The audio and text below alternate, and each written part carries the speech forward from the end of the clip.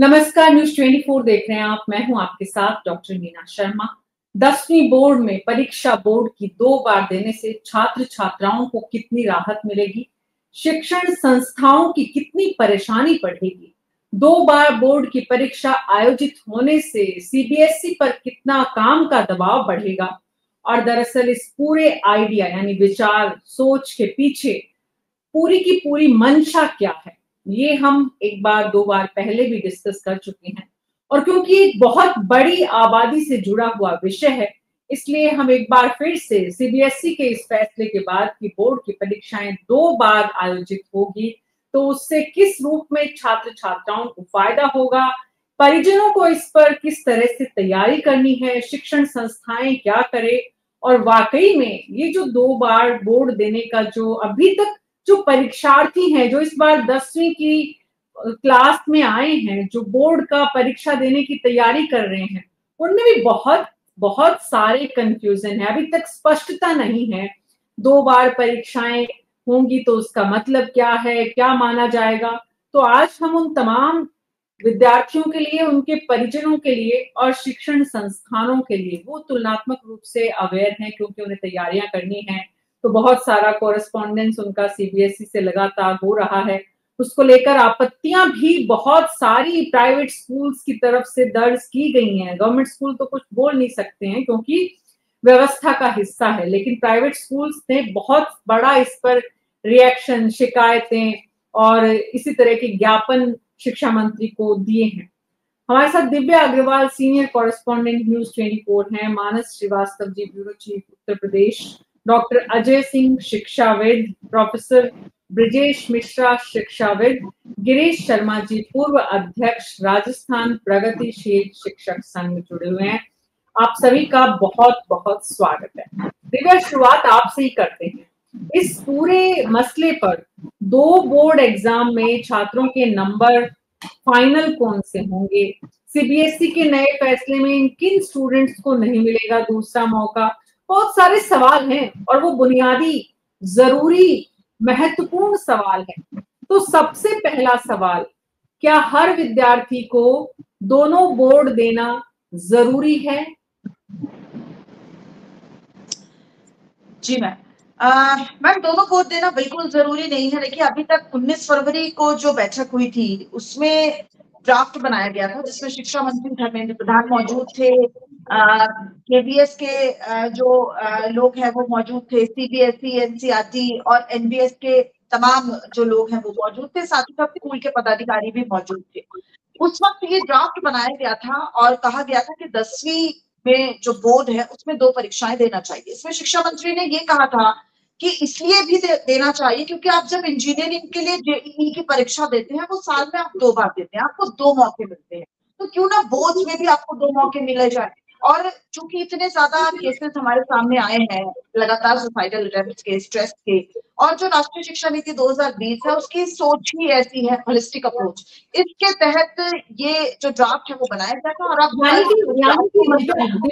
दिव्या, ये 2 अवसर हैं। अगर पहले अवसर में आपके अच्छे मार्क्स हैं, आप संतुष्ट हैं, आप दूसरी बार नहीं देना चाहते हैं, तो आप पहली बार के परीक्षा परिणाम के साथ संतुष्टि से आराम से अगली परीक्षा या अगली कक्षा की तैयारी कर सकते हैं। ये बात सही है? बिल्कुल बिल्कुल सही है मैम। ये 2 अवसर है। पहला जो अवसर है जो कि मैं आपको बताऊं 17 फरवरी से 6 मार्च तक की जो परीक्षाएं होंगी वो अनिवार्य होगी सभी स्टूडेंट्स के लिए, यानी 10वीं में जो 2026 वर्ष में परीक्षा दे रहे हैं वो सभी को ये परीक्षा देनी होगी। लेकिन जो दूसरी परीक्षा होगी 5 से 20 मई के दौरान वो वैकल्पिक होगी, वो ऑप्शनल होगी। यानी कि जो फरवरी माह में परीक्षा है वो अनिवार्य है, उसका जो रिजल्ट है वो आपको अप्रैल में मिल जाएगा। उसके बाद मई माह में दोबारा परीक्षा होगी और उसका रिजल्ट जून में मिलेगा। दूसरी परीक्षा वो छात्र देंगे जो अपनी पहली परीक्षा से संतुष्ट नहीं है या वो ये सोचते हैं कि हम पहली परीक्षा से ज्यादा अच्छा परफॉर्म कर सकते हैं, लेकिन उसके लिए भी नियम है, क्योंकि आपके जो 3 मुख्य सब्जेक्ट्स हैं, 3 विषयों में आपका प्रदर्शन बेहतर होना चाहिए। मैं बता रही हूँ यहाँ पे कौन कौन से वो विषय, साइंस, मैथ, सोशल साइंस और एक लैंग्वेज। अगर इन्हीं में आप अपना जो प्रदर्शन है वो बेहतर कर सकते हैं। लेकिन एक जो यहाँ पर नियम है वो ये भी है कि अगर आपने 3 विषयों से कम में आपकी अटेंडेंस है पहली बारी का जो आपको अवसर मिलेगा, तो आपको दूसरी परीक्षा में बैठने नहीं दिया जाएगा। वहां पर एक कंफ्यूजन ये भी है कि आपको क्या 2 बार रजिस्ट्रेशन फीस देनी होगी? तो जी हाँ, आपको 2 बार रजिस्ट्रेशन फी देनी होगी। और ऐसा नहीं है कि पहली परीक्षा के आंसर मिल जाएंगे उसके बाद आप ये सोचेंगे कि आप दूसरी परीक्षा दे या ना दे। आपको पहले ही ये बताना होगा सीबीएसई को, और उसी समय दोनों पेपर की फीस जो है वो देनी होगी, यानी कि आपको 2 बार रजिस्ट्रेशन फीस देनी होगी। और अगर इंटरनल एग्जाम की बात करें, जो असेसमेंट्स होते हैं, इंटरनल असेसमेंट स्कूल के अंदर होते हैं, वो केवल एक बार होगा। यहाँ पे मैं ये और बता दूं कि जो सप्लीमेंट पेपर्स होते थे, एक और इम्पोर्टेंट बात दिव्या, दिव्या एक बात तो ये समझ में आ रही है हमारे दर्शक और 10वीं की कक्षा में इस बार तैयारी करने वाले स्टूडेंट्स और उनके परिजन इस बात को समझ लें कि बोर्ड की परीक्षा साल में 2 बार होगी। आपको 2 बार देनी है या 1 बार देनी है, ये आपको समय से पहले ही बताना होगा। ऐसा नहीं है कि पहली परीक्षा का परिणाम आने के बाद आप तय करेंगे कि आपको दूसरी देनी है कि नहीं देनी है। दूसरी बात ये है, बहुत इंपॉर्टेंट दिव्या, कि सारी की सारी परीक्षाएं दोबारा नहीं दी जा सकती है। जो अभी बात समझ में आ रही है, ऐसा नहीं है कि पूरा का पूरा आप जो 5 पेपर आपके पहले होने हैं वही 5 पेपर आप बाद में भी दे सकते हैं। आप कुछ पेपर इम्प्रूवमेंट के लिए वापस दे सकते हैं। ये बात सही है? बिल्कुल, ये बिल्कुल ठीक बात है। जो पहली परीक्षा का हम जिक्र कर रहे हैं, जो हम ड्यूरेशन भी बता रहे हैं, 17 फरवरी से 6 मार्च, ये जो मैं आपको 17 फरवरी से 6 मार्च डेट बता रही हूँ, ये 19 फरवरी 2025 को जो बैठक हुई थी शिक्षा मंत्रालय में, शिक्षा मंत्री की मौजूदगी में जो ड्राफ्ट बनाया गया था, उसी वक्त ये तय हो गया था कि कौन सी डेट होगी। और जो 17 फरवरी से 6 मार्च के बीच में पेपर्स होने हैं वो अनिवार्य है, वो कंपलसरी है, वो सभी छात्रों को देने हैं। लेकिन जो दूसरी परीक्षा है वो सभी छात्रों को नहीं देनी, और वो उसी पेपर्स को दे सकते हैं, उन्हीं सब्जेक्ट्स को दोबारा दे सकते हैं जिसमें उनको लगता है कि उनका जो प्रदर्शन है वो कम है। लेकिन मैं यहाँ पे आकलन मैंने किया है, लेकिन तो लेकिन आपके मुताबिक दूसरी परीक्षा आपको देनी है या नहीं देनी है, ये आपको फैसला पहले करना होगा, पहली परीक्षा का परिणाम आने से। ऐसा क्यों? ऐसा इसलिए भी है क्योंकि देखिए, सीबीएसई जब एग्जाम कंडक्ट करता है, वो एक बार एग्जाम में चला गया, यानी जनवरी आपकी फरवरी में एक परीक्षा हुई, उसके बाद आपकी अप्रैल में रिजल्ट आ गया, उसके बाद दूसरी परीक्षा मई में हुई। उसके पास उस वक्त उतना समय नहीं होगा कि वो फिर छात्रों की छटाई कर पाए कि किसका पेपर अच्छा है या नहीं है, या उस वक्त छात्र जो है वो दोबारा अप्लाई करे। यानी रजिस्ट्रेशन एक ही बार होगा। आप सोचिए कि सीबीएसई को कितने ज्यादा ऑफिशियल चीजें बढ़ानी पड़ेंगी अगर वो 2 बार रजिस्ट्रेशन करेगा। यानी कि अगर आपका अप्रैल में रिजल्ट आ जाता है, उसके बाद कुछ छात्र चाहते हैं कि वो दूसरी परीक्षा भी दे, यानी वो उस वक्त अपना माइंड प्रिपेयर करते हैं, तो फिर वो दूसरी बार रजिस्ट्रेशन कराएंगे। तो ऐसा बिल्कुल नहीं होगा। आपको रजिस्ट्रेशन एक ही बार कराना होगा, और उसी वक्त आपको ये तय करना होगा कि आप एक एग्जाम देंगे, एक बार एग्जाम में बैठेंगे या 2 बार एग्जाम में बैठेंगे। लेकिन आपके पास आ रही, ठीक है दिव्या, मैं आपके पास वापस आऊंगी, लेकिन उससे पहले डॉक्टर अजय सिंह शिक्षाविद हैं। डॉक्टर साहब, शिक्षक जगत में इस पूरे फैसले को लेकर मिलीजुली प्रतिक्रिया हम देख रहे हैं। कुछ लोग इससे खुश हैं, कुछ लोगों का कहना है कि ये बहुत ही सप्लीमेंट्री एग्जाम देने जैसा है। ये कितनी सही बात है? कितना इसको लेकर जो विवाद है वो उचित है, सही है? तो मीना जी, देखिए, हमें इस पे ध्यान केंद्रित करना होगा कि ये बदलाव हुआ क्या। दरअसल पहले जो 4 हफ्ते या मान लीजिए 3 हफ्ते जो परीक्षाएं चलती थी, अगर ध्यान से देखा जाए तो अब उन परीक्षाओं का दायरा 4 महीना तक बढ़ जाएगा। इसका मतलब ये हुआ कि पहले 3 से 4 हफ्ते बच्चे तनाव में रहते थे, अब वो 4 महीना तक तनाव में रहेंगे। 4 महीने तक उनको, और जो बता रही थी दिव्या जी, काफी विस्तार में बताया उन्होंने कि दरअसल एग्जाम से पहले ही आपको निर्णय लेना होगा कि कितनी कौन से फेज में आप किन किन पेपर में अटेम्प्ट करेंगे। इसका मतलब ये हुआ कि दायरा बढ़ा दिया गया है। जो पहले 3 हफ्ते में परीक्षाएं खत्म हो जाती थी, अब वो 4 महीने में खत्म होगी। ये पहली बात है। इसको सप्लीमेंट्री की तरह हम इसलिए नहीं देख सकते हैं क्योंकि ये रिजल्ट आने के बाद नहीं है। दूसरी बात, दूसरा एक इम्पॉर्टेंट बात यह है कि क्या ये किसी शोध पर आधारित है, क्या किसी ये फीडबैक पर आधारित है। जैसा कि आमतौर पे देखिए आजकल एक ना प्रचलन चल गया, आप कुछ भी शिक्षा में कर दीजिए और कह दीजिए कि नई शिक्षा नीति के मुताबिक है, ये शिक्षा नीति 2020 के। अगर जितना मैंने पढ़ा है नई शिक्षा नीति, मुझे नहीं लगता है कि नई शिक्षा नीति के मुताबिक है। ये दावा किया गया है लेकिन ऐसा है नहीं, इसलिए मुझे लगता है कि इसको ध्यान से परखना चाहिए। बल्कि अगर सप्लीमेंट्री देने का चांस होता तो मैं उसका स्वागत करता, पर उस दायरे को बढ़ा दिया गया है। मैं थोड़ा पीछे ले जाऊंगा, लगभग 30 साल पहले एक कमेटी बनी थी, यशपाल कमेटी, स्वर्गीय यशपाल जी की अध्यक्षता में, और उसने इसको बड़े विस्तार में समझाया था कि बच्चों पे इस तनाव को कम करने की जरूरत है बनिस्बत कि इसको बढ़ाया जाए, लेकिन इस फैसले से तनाव बढ़ेगा। तीसरी बात कि देखिए हमने अपने बहस के दायरे को शिक्षा, क्लासरूम की प्रक्रिया, शिक्षक की गुणवत्ता बढ़ाना, शिक्षण की गुणवत्ता बढ़ाना, इसके जगह पिछले कुछ वर्षों से प्रचलन हो गया है कि हम मूल्यांकन को अपने बहस के दायरे में लाएं। और इस तरह के जो निर्णय हैं वो शिक्षा की गुणवत्ता और बच्चों के द्वारा, शिक्षक द्वारा बच्चों को दिए जाने वाले क्वालिटेटिव टाइम पर चर्चा करने की बजाय हम मूल्यांकन की प्रक्रियाओं पर चर्चा कर रहे हैं। तो ये कुछ ऐसी बातें हैं जिस पे गौर करना होगा। एक छोटी सी बात और आपको बोलूंगा मीना जी, देखिए हम सब जानते हैं कि 10वीं की परीक्षा हो या 12वीं की, इसमें मार्केट का एक बड़ा स्टेक है और आजकल तरह तरह के मतलब प्रयास किए जाते हैं और उस प्रयास में बताया जाता है हम आपके अंक बढ़ा देंगे। कोई ये दावा नहीं करता है कि हम आपकी समझ बढ़ा देंगे, हम आपका तनाव घटा देंगे, ऐसे कतई दावे नहीं। बाजार द्वारा ये पर्याप्त दावे। अब बाजार को 4-5 महीने खेलने के लिए एक बड़ा सा स्पेस मिल गया, इसमें से वो बार बार इस तरह के बच्चों के साथ जुड़ेंगे और ये पूरा आधा वर्ष हम परीक्षा के तनाव में गुजारेंगे। इसलिए मुझे लगता है कि इसको 2-3 और नजरियों से देखने की जरूरत है। कुछ एक लेकिन डॉक्टर अजय सिंह, क्या इस पर पुनर्विचार की संभावनाएं बची हुई हैं? क्या सरकार ने ये रास्ता खोला हुआ है? मैं इस पर आऊंगी गिरीश कुमार शर्मा जी आपसे। गिरीश जी, जो बात डॉक्टर अजय सिंह जी ने कही है कि आप ना सिर्फ विद्यार्थियों के लिए परीक्षा का समय बढ़ा रहे हैं, परीक्षार्थियों का तनाव भी बढ़ा रहे हैं और प्रशासनिक व्यवस्था में भी कहीं ना कहीं एक अननेसेसरी का वर्क प्रेशर आ रहा है। गिरीश कुमार शर्मा जी, क्या सरकार इस पर पुनर्विचार कर सकती है? इसकी कोई संभावना बची हुई है? निश्चित रूप से भारत सरकार को इस पर पुनर्विचार करना चाहिए।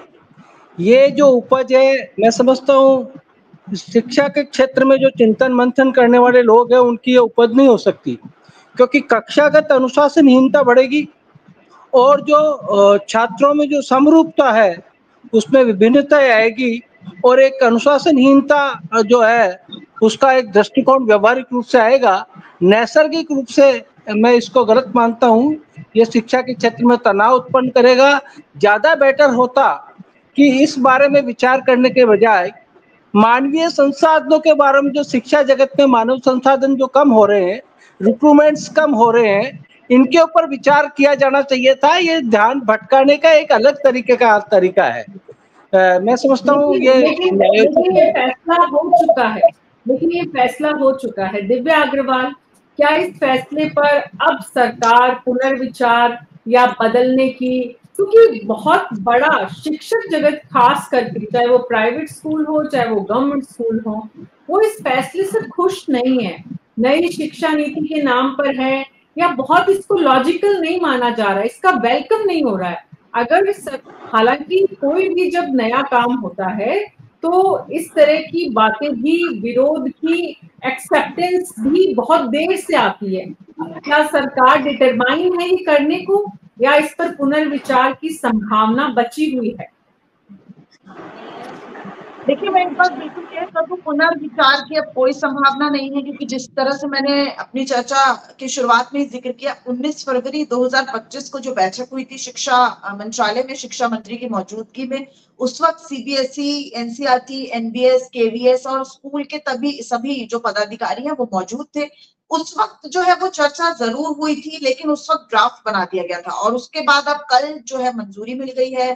जो सीबीएसई के एग्जाम कंट्रोलर है संयम भारद्वाज, उन्होंने साफ कह दिया है कि अब मंजूरी मिलने के बाद ये लागू होगा, यानी कि अब इसमें कोई चर्चा की गुंजाइश नहीं बची है। लेकिन सबसे बड़ी बात मीना जी, मैं यहाँ पे ये भी कहना चाहूंगी, कल से आज तक मेरी बहुत सारे छात्रों से बात हुई है, मिला जुला रिएक्शन आ रहा है, क्योंकि कहते हैं कि प्रकृति का नियम है बदलाव, लेकिन वो अडेप्ट बच्चे जो है वो नहीं कर पा रहे, इसलिए क्योंकि जो हमारे साथ हमारे गेस्ट जुड़े हुए हैं उन्होंने बहुत अच्छी बात कही कि मकसद ये था कि तनाव को कम करना, लेकिन आप उस दायरे को आपने कितना बढ़ा दिया, लगभग 4 महीने, यानी कि फरवरी से जो परीक्षाएं शुरू होंगी वो जून तक जाकर जो एंड होगी, जब तक दूसरी परीक्षा का रिजल्ट नहीं आ जाएगा, और उसके बाद फिर दोनों में से जो बेहतर होगा वो आपका फाइनल रिजल्ट माना जाएगा। मैंने एक आंकड़ा निकाला है, 34 दिन आपको परीक्षाएं देनी होगी जो दोनों अटेम्प्ट जो है वो बैठना चाहते हैं।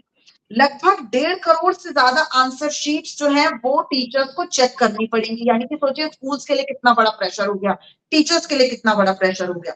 84 सब्जेक्ट्स, 84 सब्जेक्ट्स, यानी कि कुल मिला के 84 सब्जेक्ट जिनकी परीक्षाएं होंगी। कितना ज्यादा मैनेजमेंट जो है वो सीबीएसई को या फिर स्कूल को करना होगा, और 26 लाख बच्चे इसमें बैठेंगे, यानी कि अगर हम छात्रों के स्ट्रेस लेवल को एक बार को सोच सके, और बहुत से छात्र मुझे ऐसे मिले जो ये भी कह रहे थे, जो थोड़े वीक स्टूडेंट्स हैं, मैं एक बार को मान लेती हूँ कि जो वीक स्टूडेंट्स हैं उनको दूसरा मौका दिया जाएगा कि वो अपना प्रदर्शन बेहतर कर सके, लेकिन जो इंटेलिजेंट स्टूडेंट्स हैं, और आजकल उनकी संख्या बहुत ज्यादा है, हम देख रहे हैं 90% से ज्यादा के स्टूडेंट्स की संख्या बहुत ज्यादा बढ़ती जा रही है। इवन 12th के बाद भी जो परसेंटेज है वो बहुत ज्यादा बढ़ रही है, कंपटीशन बढ़ रहा है, इसलिए बच्चे अच्छा स्कोर कर रहे हैं स्कूल्स में। ऐसा नहीं है कि वो 12th के बाद उनको क्या करना है भविष्य में, यानी जेईई में क्या करना है या फिर नीट में क्या करना है, वो उसके लिए कोचिंग ले रहे हैं, वो अपने पाठ्यक्रम पर भी ध्यान दे रहे हैं। इसलिए इंटेलिजेंट स्टूडेंट्स, क्रीमी लेयर के स्टूडेंट की संख्या बढ़ती जा रही है, और ऐसे में वो स्टूडेंट ज्यादा चिंता में मुझे नजर आए जब मैंने उनसे बात की, क्योंकि उनका ये कहना था कि पहला अटेम्प्ट हमने दिया, हमने अपना बेस्ट किया, लेकिन जब आप दूसरा अटेम्प्ट दे रहे हैं तो हो सकता है कि हमारी श्रेणी में ही बहुत और बच्चे आकर खड़े हो जाए, तो ये क्या सही निर्णय है? मकसद आपका बहुत अच्छा है कि आप कमजोर बच्चों को भी, जो अच्छे बच्चे हैं, जो इंटेलिजेंट बच्चे हैं, उस श्रेणी में लाना चाहते हैं, लेकिन क्या एक बार के अटेम्प्ट में ही बच्चा अपना बेस्ट दे पाएगा? हो सकता है कि मेरा बच्चा कल को 10वीं का एग्जाम दे और वो पहला अटेम्प्ट दे और वो दोनों अटेम्प्ट के लिए रजिस्ट्रेशन फी जमा कर दे, और जब मैं उसको कहूँ कि बेटा पढ़ो तुम, तो वो कहे कि मम्मा मेरे पास वो दूसरा ऑप्शन भी है। तो क्या हम इस ओर जा रहे हैं? वो अपना क्या बेस्ट देगा हमें? मुझे लगता है कि जो हमारे साथ एजुकेशन एक्सपर्ट्स जुड़े हैं वो बहुत, उन्होंने अच्छे से बताया, समझाया कि हमें उस तरफ ध्यान देना चाहिए कि हम तनाव को कैसे कम करें, लेकिन हम तो तनाव बढ़ा रहे हैं। मैं लगातार सीबीएसई कवर कर रही हूँ, मैंने भी उनसे ये सवाल किया। कल संयम भारद्वाज जो सीबीएसई के एग्जाम कंट्रोलर है, मेरी उनसे बात हुई फोन पर, मैंने उनको ये कहा कि सर आप लोगों ने ये मंजूरी दे दी, क्या उसके बाद भी कोई चर्चा हुई थी 19 फरवरी की बैठक के बाद? उन्होंने कहा कि बहुत सारे सुझाव आए थे और अब निर्णय ले लिया गया है। सुझावों को किस तरीके से देखा गया, उस पर किस तरह से चर्चा हुई, क्या उसका कोई आकलन किया गया? क्योंकि बहुत सारे स्कूल के प्रिंसिपल्स का ये कहना है कि सोचिए कि हमारे लिए काम कितना बढ़ गया। ये जो मैं आपको आंकड़ा दे रही हूँ, अगर चौतरफा किसी भी फैसले पर सिर्फ आपत्ति है, रिजेक्शन है, तो डॉक्टर अजय सिंह फिर क्या कारण है कि सरकार एडामेंट है और सरकार ने ये फैसला लिया है? इसमें कोई बहुत बड़ी अच्छी एकेडमिक कमिटीज का कोई रिकमेंडेशन है? दुनिया में इस तरह के मॉडल्स हैं जिनको अडॉप्ट किया है सरकार ने और ये बच्चों के लिए, भविष्य के लिए बेहतर विकल्प के रूप में सोचा है, जो अभी सोसाइटी जो है इसको एक्सेप्ट नहीं कर पा रही है। ऑडियो ऑन करिए डॉक्टर साहब। हमें थोड़ा सा विश्वास करना होगा, ये सीबीएसई के अधिकारी और शिक्षा मंत्रालय के मंत्री और अधिकारी काफी सुलझे हुए लोग हैं, उन तक ये बात पहुंच रही होगी और वो जरूर इस पर विचार करेंगे। मुझे इसमें कोई, मैं कई लोगों को व्यक्तिगत तौर पे भी जानता हूं, उसमें काफी सुलझे हुए लोग।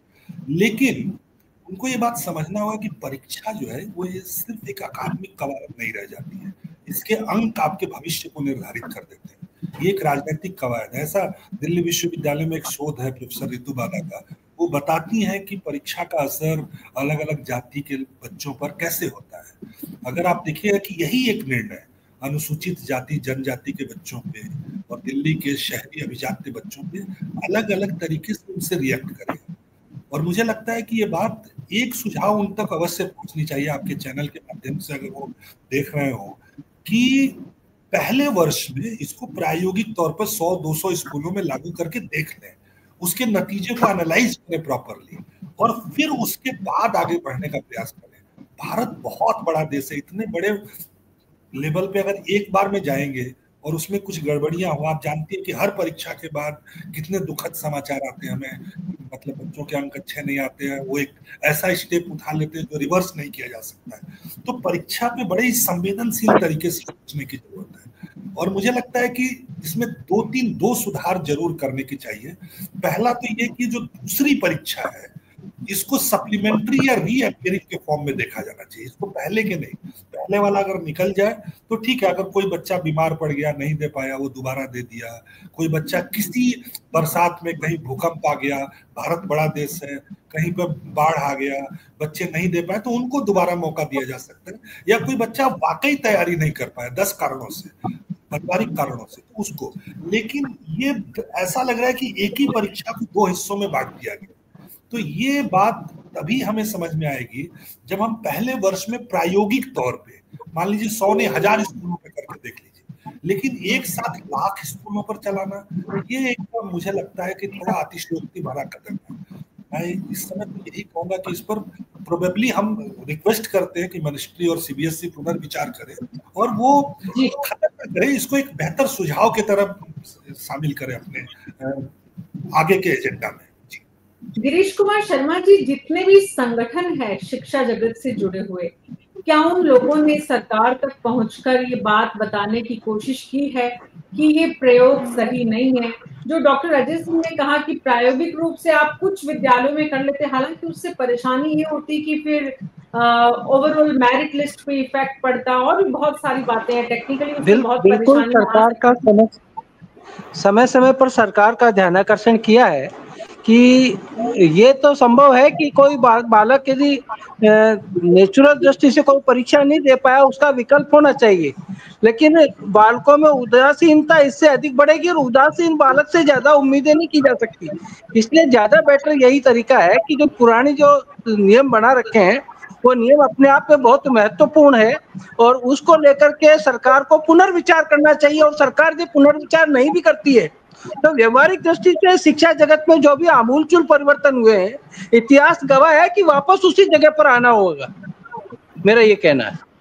नहीं, ये गिरीश जी, आगे बढ़ना चाहिए, वापस उसी जगह पे क्यों आना चाहिए? आगे बढ़ना निरंतर का तो जो है वो तो सोसाइटी का नियम है, बदलाव प्रकृति का नियम है, से आगे बढ़ना चाहिए, होना चाहिए समय की जरूरत। मेरा एक सोच है, व्यवहारिक सोच है, विशेषकर एलिमेंट्री एजुकेशन को लेकर के बहुत व्यवहारिक सोच है कि जब जब नवाचार हुए हैं, नवाचारों के नाम पर शिक्षा जगत का शोषण नहीं होना चाहिए।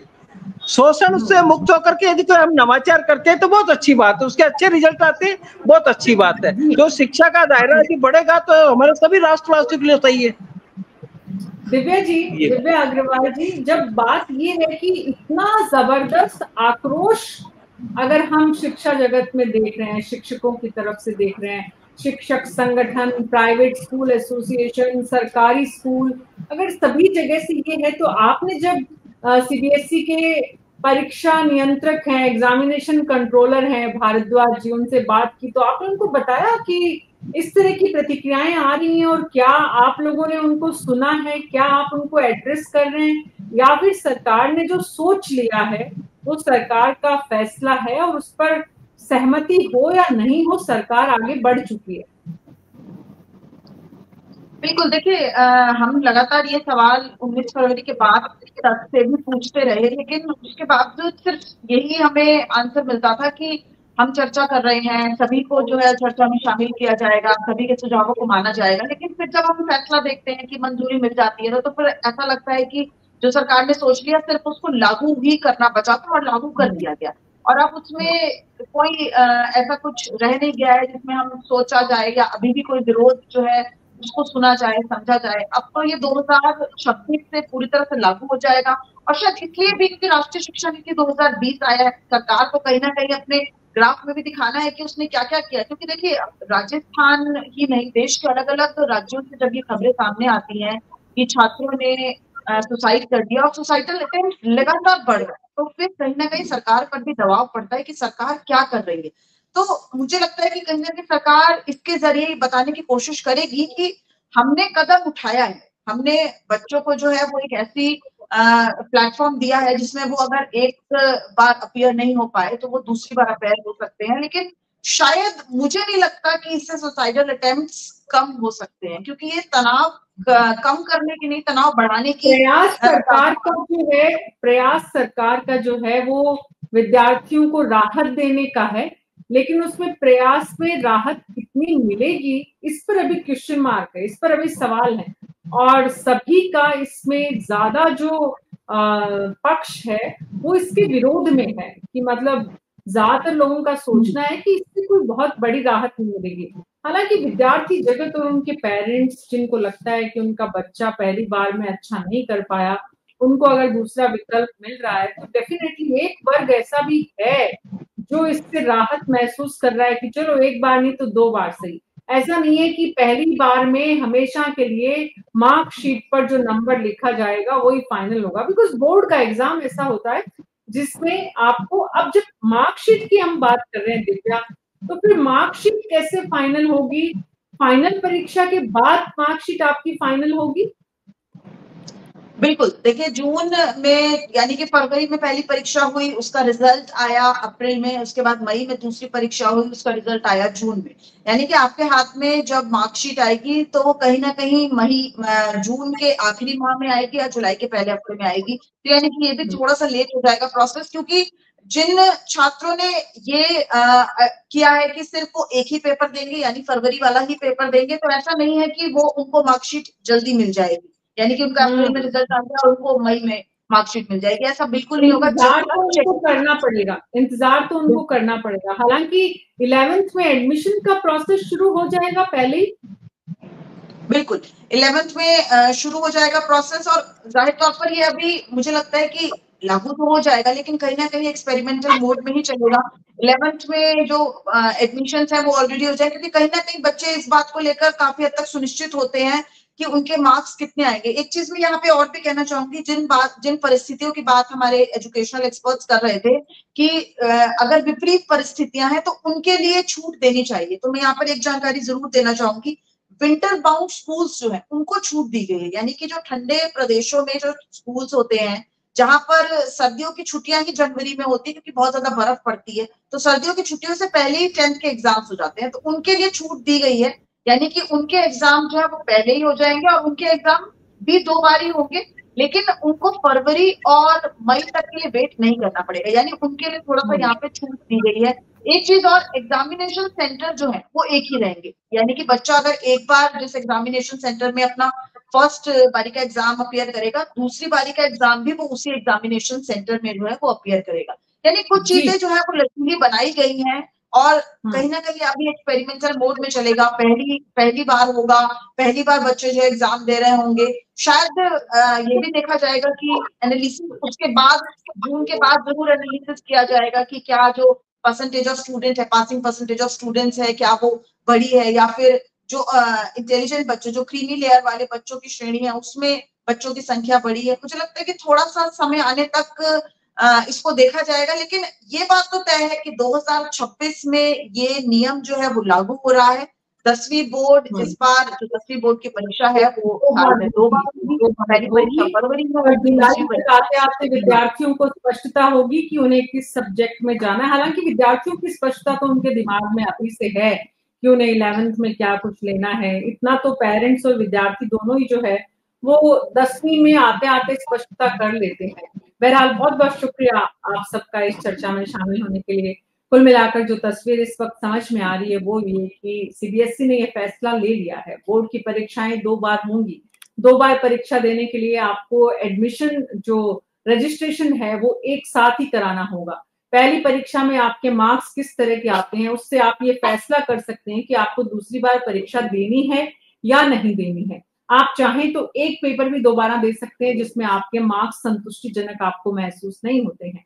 आप 3 पेपर भी दे सकते हैं, लेकिन पूरी की पूरी परीक्षा आप दोबारा नहीं दे पाएंगे। ऐसा नहीं है कि आप दोबारा पूरे विषय की परीक्षाएं दे सकें। जो लैंग्वेज के सब्जेक्ट होते हैं उनमें आपको दोबारा अपीयर होने की जरूरत नहीं है। जरूरत अगर आपके नंबर कम है तब भी आप अपीयर नहीं हो सकते हैं। आपको अपने जो मुख्य प्रमुख पेपर होते हैं जो सिलेबस को कवर करते हैं उसी में आपको जो साइंस सब्जेक्ट्स जो हैं उसी में आपको दोबारा परीक्षा देने का प्रोविजन रखा गया है। न्यूज़ 24 पर अभी मेरे साथ इतना ही। नमस्कार।